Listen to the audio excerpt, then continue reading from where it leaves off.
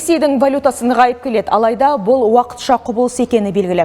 Қазір оның ақш долларына шаққандағы бағамы 59-дан асады. Оған энергия ресурстарының сыртқа рубльге сатылуы, валюталық шектеудің жасалуы ықпал еткені анық. Оның үстіне бұл жаққа келетін импорт көлемі 30%-ға дейін азайды.